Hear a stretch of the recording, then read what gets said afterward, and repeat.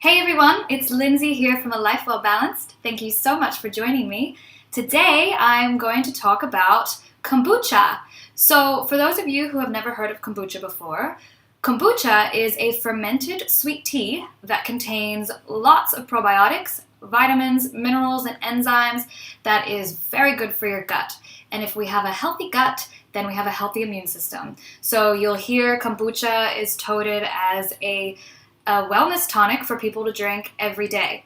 You could go and buy this from the grocery store, but it costs about $3, $4, or $5 a bottle. So I have started making it at home and I wanted to share it with you because it's really simple to do. So what you're going to need to make your kombucha is you're going to need black tea. You could also use green tea. I prefer black. I just think that it tastes a bit better. Make sure you pre-brew it, and it must be at room temperature. So nothing really, really hot and nothing really, really cold can go onto our next ingredient, which is the Scoby. So a Scoby is actually the main ingredient that you need to make the kombucha. It stands for a symbiotic culture of yeast and bacteria. And this is what's actually going to be doing the fermenting process.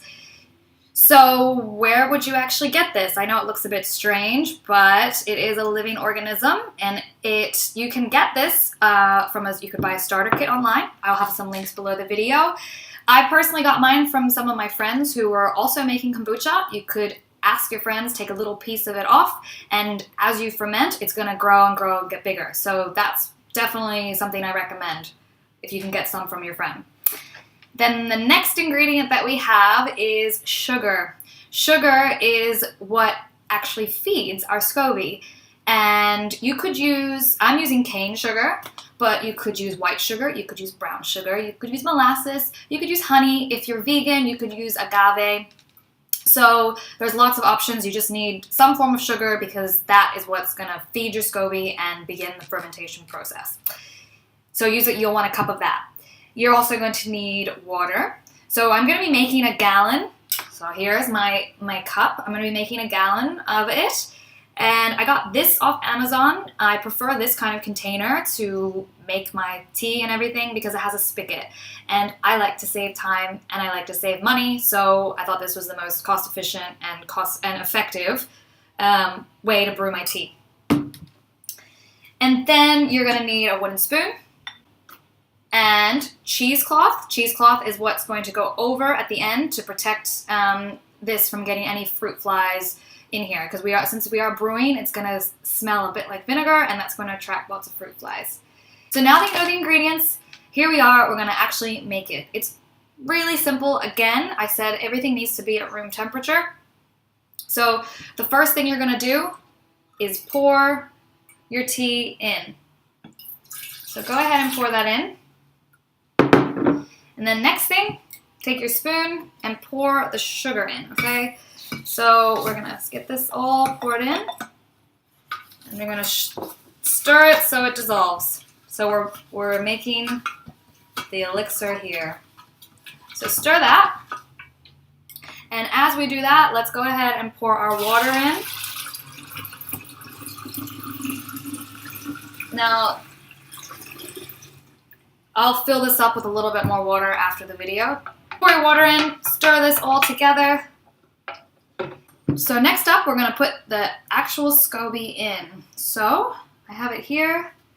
So you literally just take it and put it straight in the jar like this. Now I have a little bit of starter liquid left over from some other batches that I've done. So I do recommend when you make continuous batches to add this to the liquid as well, because it will help the fermentation process. So our tea is about to start fermenting. Now we're going to close it off with cheesecloth.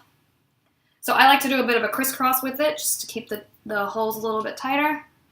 And voila, put your rubber band on it. Now you're going to go ahead and you're going to store this somewhere just on your counter. Make sure for the fermentation process to be optimal, it should be in a room that's about 75 to 78 degrees Fahrenheit. That's about 24 degrees Celsius for my Australian friends.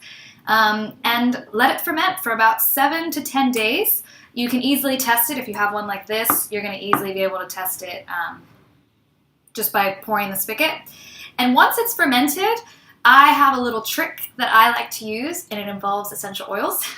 So rather than going through a second step of fermenting, which you could do, once this had been fermented, you could move it to another jar, and you could put fresh ginger and blueberries and strawberries, whatever you wanted, seal it off completely, and let it ferment for another couple days. But I think that you can skip that whole process, take a little bit of ginger essential oil, add a drop to an empty glass, just add a drop in, and then once it's fermented, drink it just like that. So you're going to have a very fizzy, sweet tea, tangy, tart drink, and your gut is going to thank you for it. So guys, I hope you liked this video, and I hope you learned something about kombucha. If you did, please like it, please share it, or leave a comment. Ask me any questions. I'm here to help. And as always, there is lots more instructional videos over at my website, alifewellbalanced.com, so go ahead and check it out there. And have a wonderful day, and I'll see you guys next time.